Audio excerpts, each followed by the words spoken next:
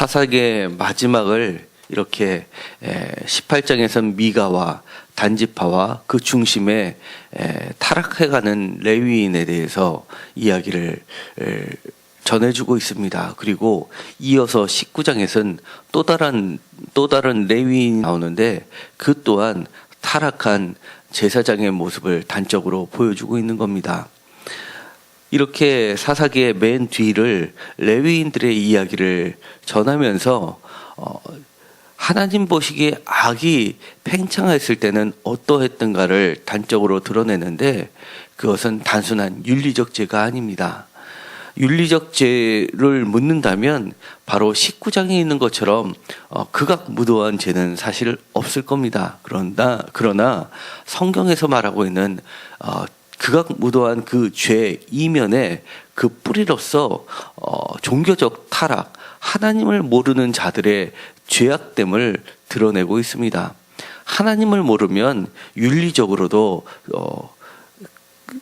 도저히 보지도 듣지도 못한 죄를 범할 수밖에 없다는 것을 나타내고 있습니다.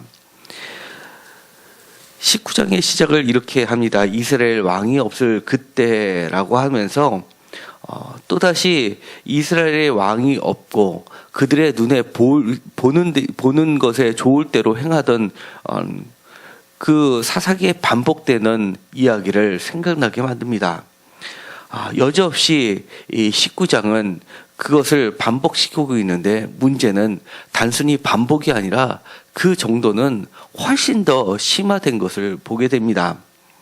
에브라임 산지 구석에 거류하는 어떤 레위 사람이 유다 베들레헴에서 첩을 맞이하였더니라고 되어 있습니다. 여기서 첩이라는 것이 단순한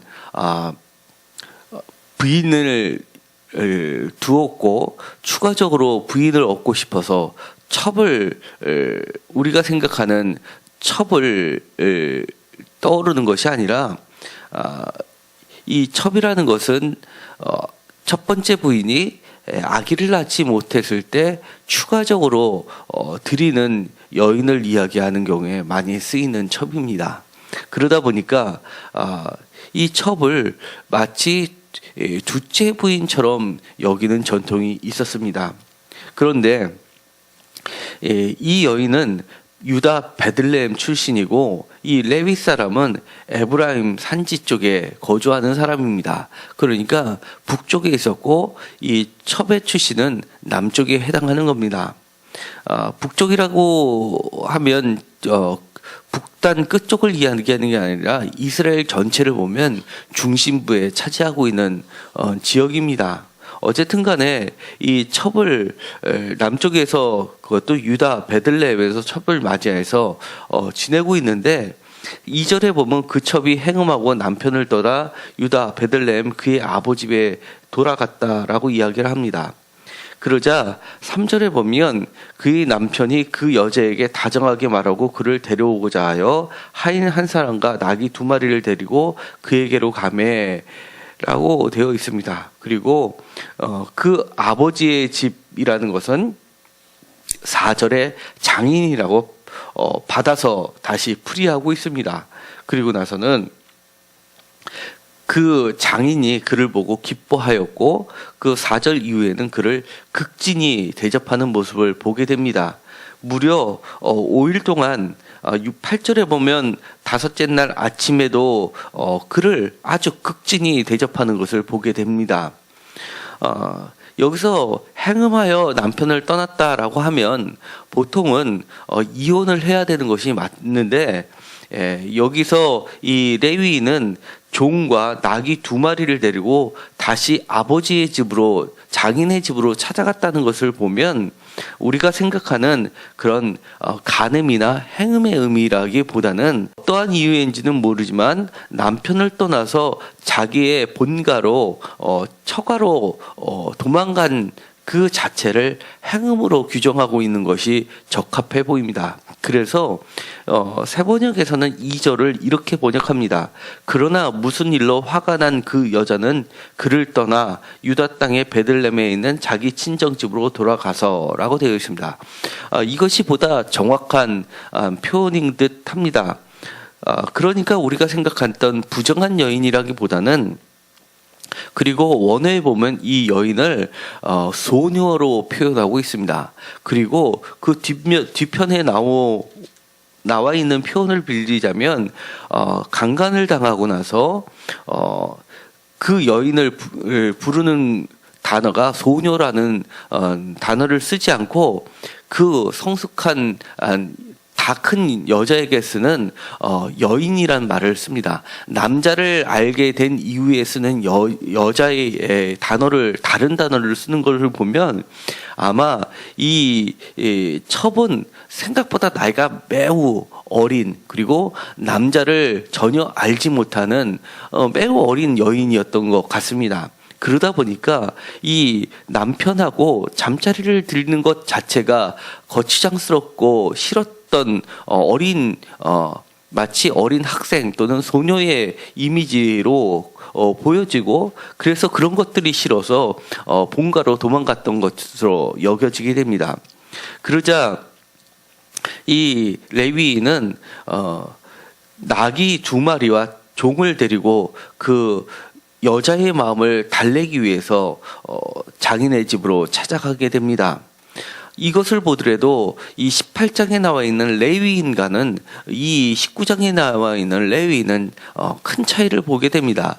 18장 미가의 집에 있었던 레위인은 매우 가난한 레위인이었고, 그래서 미가가 돈을 가지고 유혹하니까 거기에 넘어갔던 레위인을 대변한다고 하면, 반대로 이 19장에 있는 레위인은 생각보다 돈이 많았고 종도 부리고 그다음에 나귀도 2마리나 가지고 있었던 세상 사람들과 차이가 없을 정도로 어느 정도 부를 축적한 그런 레위인으로 보여지게 됩니다.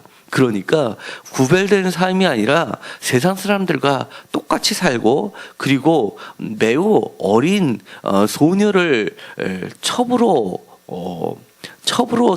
드리고 그 여인을 아기를 낳는데 아기를 낳고 자손을 넓히는데 그 부인은 첩을 맞이했던 레위인이라기보다는 오히려 성적인 놀잇감으로 그 어린 아이를 데리고 왔었던 것을 짐작하게 하는 단어들을 열거하고 있습니다. 그러니까 18장의 레위인도 매우 타락한 종교인을 대변한다 그러면 19장의 레위인도 반대의 처지이지만 똑같이 세상 사람들과 전혀 구분이 되지 않고 세상 사람들이 하고 있는 것을 모두 다 하고 있는 그런 레위인을 드러내고 있습니다. 그리고 나서는 그 여인을 데리고서 또 장인의 환대를 받고 나서 밤에 출발을 하게 됩니다. 10절에 보니까 그 사람이 다시 밤을 지내고자 하지 아니하여 일어나서 떠나 여보스 맞은편으로 가게 됩니다. 여보스는 예루살렘의 옛 이름입니다. 그러니까 예루살렘이 정복된 건 다윗 왕 시절에 정복이 되었고, 그 이전까지는 사실은 여보스 사람들이 점령하고 있었던 지역입니다. 사실은 이 여보스도 처음에는 베냐민 지파들이 사실은 이것을 점령했어야 되는데 점령하지 못하고 있다가 나중에 유다 지파가 이쪽 지역을 점령함으로써 유다 지파의 땅이 돼버리고 맙니다. 그리고 베냐민 지파는 할당된 지역을 다 차지하지 못하고 점점점 축소해서 거의 사라지는 아주 조그만 땅덩어리만을 차지하는 지파로 전락하게 됩니다. 마침 여보스 가까이에 기브아 13절에 있는 기브아라는 땅이 있습니다. 그 땅은 14절에 보면 베냐민에 속한 땅으로 소개가 되어 있고, 이 여보스는 12절에 보면 이스라엘 자손에게 속하지 아니한 이방 사람의 성읍으로 소개를 하고 있습니다. 굳이 이렇게 표현하는 것은 한마디로 여보스는 이방 사람들의 땅이기 때문에 그곳에서는 이 이스라엘 사람들이 대접을 받을 수 없고 위험한 지역이라는 것을 드러내고 있고, 반대로 기브아는 베냐민 지파에 속한 형제 집안의 땅이었기 때문에 그곳에 가면 나그네 환대법이라는 것이 있는데, 나그네 환대법에 적용을 받아서 집도 제공을 받고 또 가축들에 먹일 여물도 제공을 받을 수 있는, 환대받을 수 있는 지역이라는 것을, 안전한 곳이라는 것을 상정하고 있다는 겁니다.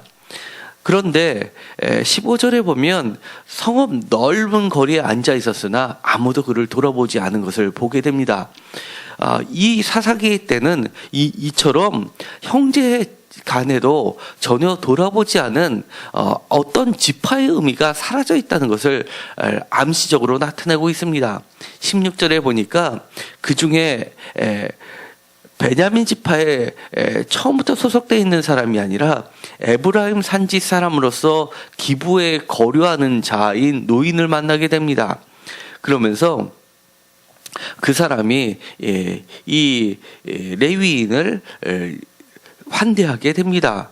그러면서 20절에 보면 그대는 안심하라라고 하는데, 안심은 샬롬입니다. 평화의 인사를 하면서 나귀에게 먹이고 발을 씻고 먹고 마시게 합니다. 그러니까 이 예상했던 대로 이 노인은 나그네 환대법을 적용해서 마치 아브라함이 천사들을 대접했던 것처럼 그렇게 극진히 대접을 한 겁니다. 문제는 22절에 보면 새로운 사건이 벌어지게 됩니다.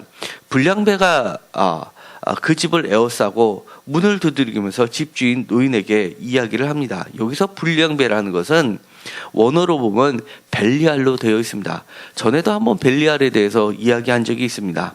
악의 자손들인데요. 원어는 어떤 뜻에서 유래됐는지는 분명하지 않습니다. 그러나 이 벨리라는 것은 없다라는 부정어이고 뒤에 것은 가치라는 뜻입니다. 그러니까 무가치한 자들이라는 어원에서 출발했다는 것을 짐작하게 하는 말입니다. 고린도 후서 6장 15절에 벨리알이라는 말이 그대로 해석되지 않고 벨리알로 나오게 되는데요. 예수 그리스도를 믿는 자들과 벨리알이 어찌 같을 수 있겠느냐, 같이 거할 수 있겠느냐, 함께 할 수 있겠느냐라고 지적을 하면서 악의 무리를 따르지 말고 그리스도인을 따르라고 권면할 때 벨리알을 사용하게 됩니다. 그러니까 이 불량배들의 마치 소돔과 고모라에 있었던 사건을 연상케 합니다. 그러면서 22절에 그와 관계하리라 라고 합니다. 이 관계는 성관계를 이야기하는 완곡한 표현입니다. 그러자 23절에 그들을 말리게 됩니다. 어찌 이 같은 악행을 저지르게 하느냐라면서 그 대상이 남자에게 하는 것을 금지합니다. 형제들아 청하노니라고 이야기하면서 이 사람은 내 집에 들어왔으니 이 사람은 손은 대지 말고 대신 내 처녀딸과 이 사람의 첩이 있은즉 그를 끌어내리라라고, 끌어내주겠다라고 이야기합니다. 그러면서 너희 눈에 좋은 대로 행하다라고 사사기에 강조하고 있는 악의 모습을 그대로 드러내고 있습니다. 그러자 이 겁에 질린 레위인은 25절에 무리가 듣지 아니하는 것을 보고 나서 자기 첩을 붙잡아 스스로 그들에게 내어줍니다. 그러자 그리고 이 이후에는 이 노인과 이 레위인은 아마 안쪽으로 피난을 했던 것 같습니다. 문 바깥에서는 정말 입에 닿지 못한 일들이 벌어지게 됩니다. 능욕을 세번역에서는 윤간이라고 번역합니다. 그리고 나서는 새벽 미명에 노은지라라고 되어 있습니다. 그런데 원어에는 두 가지로 표현되어 있는데 밤 늦게까지 그리고 아침 일찍 이렇게 되어 있습니다. 그러니까 전혀 쉴 틈도 없이 많은 벨리알들에 의해서 정말 밤에도 그리고 아침에도 이 여인은 차마 입에 담지 못할 정말 불행한 일을 당하게 됩니다. 그리고 그럼에도 불구하고 이 레위인은 제사장은 아무런 인기척도 내지 않는 것을 보게 됩니다.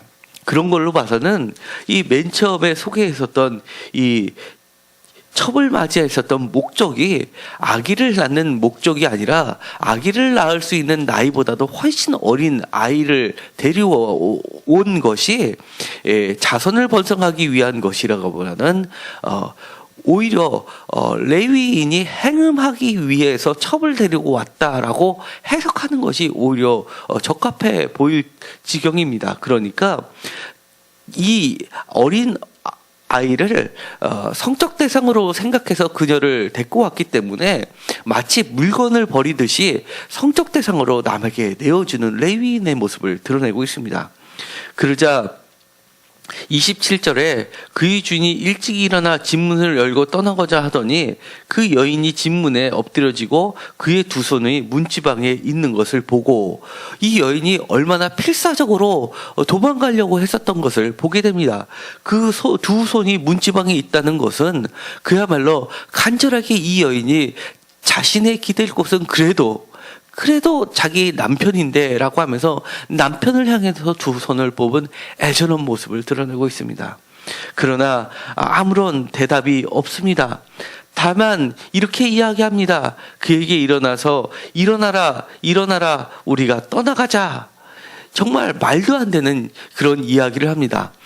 부추기는 것도 아니고 어떻게 괜찮았냐라고 물어보는 것도 아니라 일어나라 우리가 떠나가자 마치 명령을 하고 종에게다가 이야기하는 듯이 합니다. 그러나 아무 대답이 없는 것을 확인하게 됩니다. 그리고는 그 시체를 나귀에 싣고 자기 집으로 돌아가서 집에 이르러서는 그것도 그곳에서 하는 것이 아니라 집에 이르러나고서는 칼을 가지고 여기에서는 칼이라는 것은 히브리어 원어에서는 먹다라는 단어에서 나온 칼을 사용합니다. 그러니까 아마 제유용 칼도 아니라 식칼을 사용했었던 것처럼 보입니다. 그러면서 첩의 시체를 거두어 그 마디를 찍어 12덩이를 냅니다.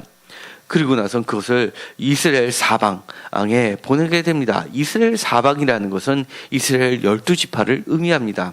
12조각을 내서 이스라엘 12지파에게 보내는 겁니다. 마치 이 부인을 정말 미안하다 그러면 그나마 잘 장사를 지냈어야 되는데 땅에다 묻지도 않고 이렇게 사방에다가 조각을 내서 보내는 레위인들을 보게 됩니다. 30절에 보면 이것을 보고 이스라엘 사람들이 경악을 하게 됩니다. 이스라엘 자손이 애굽 땅에서 올라온 날부터 오늘까지 이런 일을 일어나지도 아니하였고 보지도 못하였다라고 반응을 하게 됩니다. 이 일은 마치 자신이 억울한 일을 당하고 그것을 보고 공의를 생각하는 이스라엘 사람들을 연상케 하는 것처럼 쓰여 있지만 사실은 20장에 추가적으로 읽어나가면 그렇지 않다는 것을 보게 됩니다. 20장에서 이 레위인이 이스라엘 사람들에게 호소하는 내용을 보면 거짓 증언을 합니다. 자기가 위협을 당했고 위협을 당한 것까지는 맞다고 할 수가 있습니다. 그러나 그 사람들이 자기를 죽이려고 했다라는 말을까지 하게 됩니다. 그러니까 사실은 자기를 죽이려 한 것이 아니었음에도 불구하고 하나의 명분을 만들어내는 겁니다. 자기의 분풀이를 이제 죽어 없어진 그 여인에게 하기 시작하는 겁니다. 정말 19장에 나와 있는 이 레위인은 어떤 제사장의 모습하고는 전혀 거리가 먼 것을 보게 됩니다. 하나님의 심판이 다가왔음을 보게 됩니다.